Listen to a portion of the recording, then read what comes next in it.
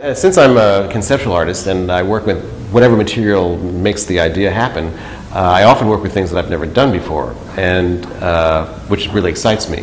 One of the things was working with etching, which I hadn't done since high school, and it wasn't even that developed at that time. But when Catherine here at Crown Point Press invited me to come and do a print, I was excited. However, I didn't know what I was going to do. I had been working on ideas around blackness, around the idea of the spot, and things that are images that come up when you make spots, and thinking about ink spots and oil stains, and just images of black that have many meanings, from our oil situation, oil internationally, to history of African Americans and how they were represented in the 30s via the color black and kind of stereotypical, degrading ways.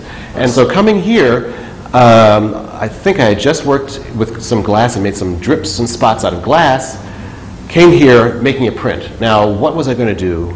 I'm not someone who is really interested in drawing or painting, but with etching, I don't know how I came up with this idea or how the discussion happened with the printers here, but I realized that if I dropped acid, standing high up as I could from the plate, dropped acid onto the plate. Here's this drip, which is the form I've been using a lot, and the drop ends up on the plate. And depending on how high up or how low I drop it, it depends. It bites into the plate to a certain degree.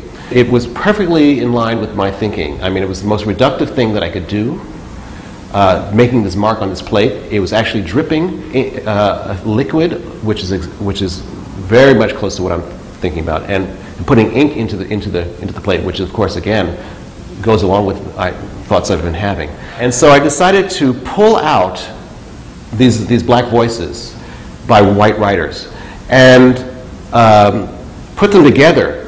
Usually there is just one here, one there. In the Crucible, there's one black character, and so they were kind of unable to speak to each other in their various books. And so I pulled them out, and in these thought bubbles, have their one lines, and here they're all talking to each other. So it sort of personifies these spots.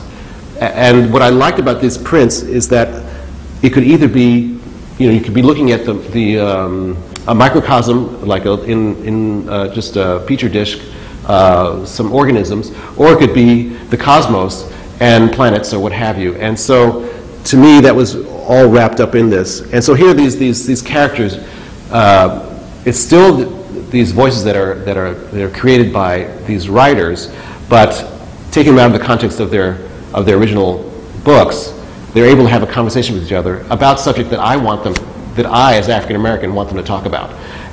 But it's using the same language. And sometimes they're funny, sometimes they're interesting in other ways. And so I was really so thrilled, because this turned out to be, this complex thing that I had in my head turned out to be the easiest thing I could do. I had been trying different mediums to do it, and it really didn't have the resonance that I was looking for. And etching did. And it's wonderful when you work with a medium and it turns out to be the only way, the best way to do something, and to come across that. It's a miracle when you're an artist.